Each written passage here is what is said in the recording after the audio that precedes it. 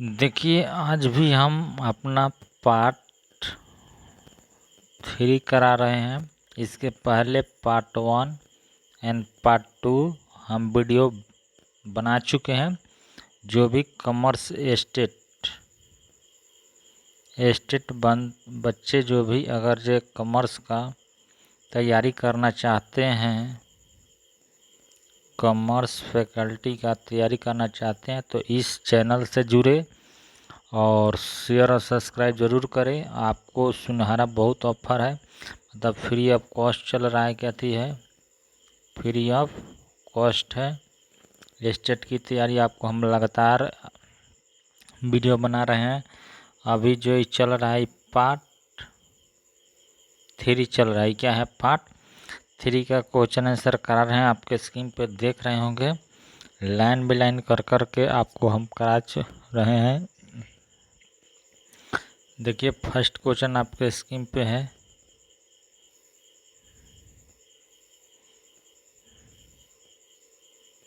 अब देखिए, क्वेश्चन आपके सामने स्क्रीन पर अच्छे से दिखाई देता होगा। क्वेश्चन है कि वित्तीय विवरण निम्न में किसकी सारांश प्रस्तुत करते हैं। पार्ट 1 में हम आपको 1 से 20 तक, पार्ट 1 में 1 से 20 तक क्वेश्चन हुआ है एमसीक्यू। उसके बाद पार्ट 2 में 20 से 40 तक एमसीक्यू क्वेश्चन हो चुका है। अब देखिए, पार्ट 3 का क्वेश्चन हम करा रहे हैं। आपको स्क्रीन पे देख रहे होंगे बहुत अच्छे से। फर्स्ट क्वेश्चन है, वित्तीय विवरण निम्न में किसकी सारांश प्रस्तुत करते हैं। तो वित्तीय विवरण किसकी सारांश प्रस्तुत करेंगे, तो खातों का। किसका है राइट आंसर, खातों का। फिर आपके सामने है वित्तीय विवरण होते हैं। वित्तीय विवरण होते हैं तो क्या होते हैं, अभिलिखित तथ्य होते हैं। अभिलिखित तथ्य होते हैं। फिर क्वेश्चन है सामने, क्षैतिज विश्लेषण निम्न में किस नाम से जाना जाता है। क्षैतिज विश्लेषण निम्न में किस नाम से जाना जाता है, तो उपयुक्त सभी आप देख रहे हैं राइट आंसर। तो क्षैतिज विश्लेषण गतिशील विश्लेषण के नाम से भी जाना जाएगा, कालमाल विश्लेषण से, अंतफर्म विश्लेषण से। इसी से आपको राइट आंसर उपयुक्त सभी है। फिर है वित्तीय विवरणों के विश्लेषण में शामिल होता है। विश्लेषण में क्या होता है, शामिल होता है, तो उपयुक्त सभी है। क्या शामिल होता है, व्यापारिक खाता, लाभ हानि खाता, आर्थिक चिट्ठा, ये सब वित्तीय विवरण में शामिल होते हैं। ठीक, तो इसी कारण आपको इनमें सभी दिखाई दे रहा है आंसर में। फिर क्वेश्चन आपको अच्छे से दिख रहे होंगे, वित्तीय विवरणों की तुलना व्यवसाय के निम्न में किस प्रवृत्ति की इंगित करता है। किस प्रवृत्ति की इंगित करता है, तो इसमें भी राइट आंसर का है उपरोक्त सभी। वित्तीय विवरणों की तुलना की व्यवसाय लाभदायकता से भी करता है, निष्पादन से भी करता है, वित्तीय स्थिति से भी करता है। इसी कारण आपको राइट आंसर इनमें सभी है। ठीक, अब फिर क्वेश्चन इसमें स्कंध आवर्त अनुपात है। स्कंध आवर्त अनुपात है तो क्या है भाई, क्रियाशीलता अनुपात है, राइट आंसर में हो जाएगा। फिर 47 क्वेश्चन है, चालू अनुपात का आदर्श स्तर है। चालू अनुपात का आदर्श स्तर है तो क्या है, 2:1 है।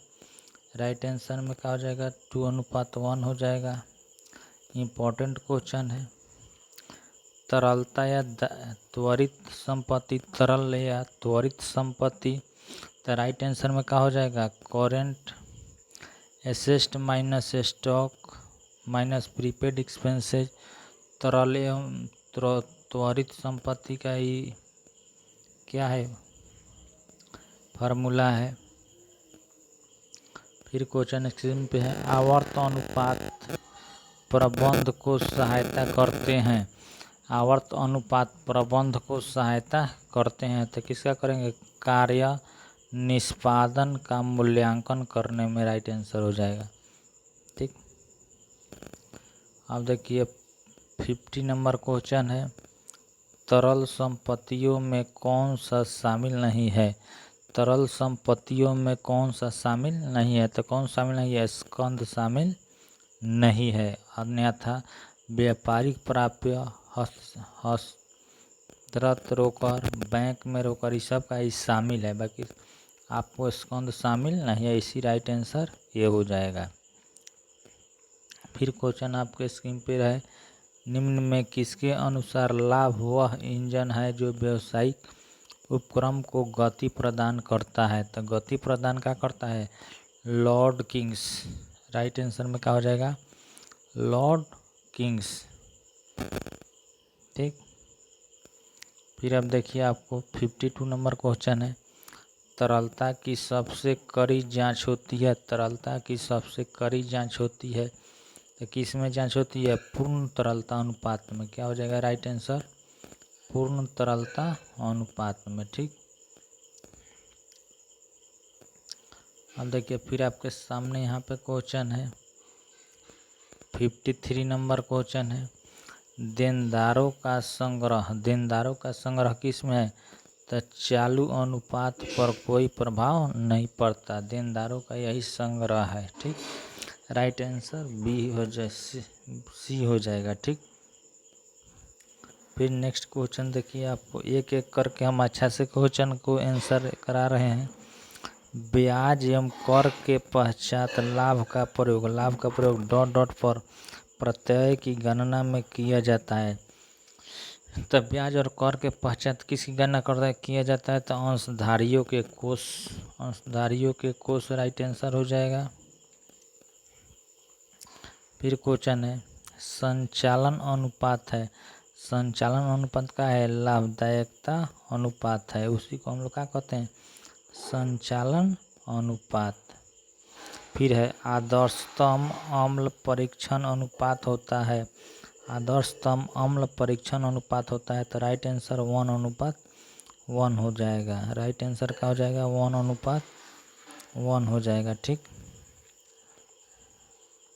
फिर क्वेश्चन है, सामान्यतया किस अनुपात की गणना प्रतिशत में की जाती है।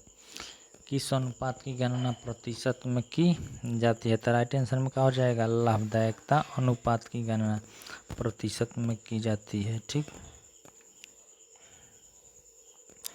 फिर क्वेश्चन है, सामान्यतया किस अनुपात की गणना समय गुना में की जाती है।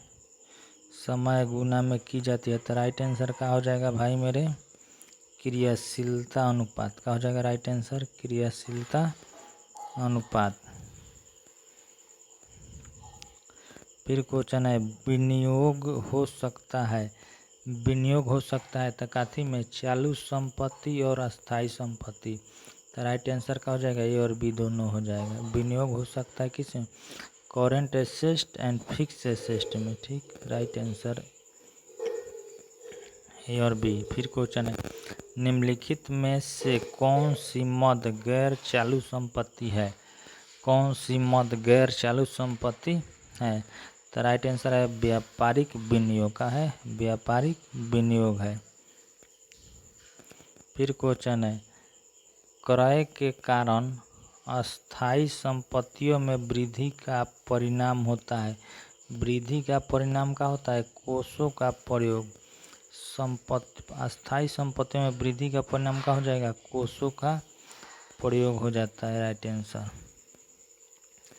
फिर है 62, व्यापारिक विनियोग का विक्रय संकेत करता है। संकेत किस में करेगा, कोष का स्रोत में। क्या हो जाएगा राइट आंसर, कोष का स्रोत में। फिर क्वेश्चन है, ऋण पत्र के निर्गमन द्वारा ख्याति का क्रय। ख्याति का क्रय किस में होता है, तो कोष प्रवाह नहीं है, उसी में होता है ख्याति का क्रय।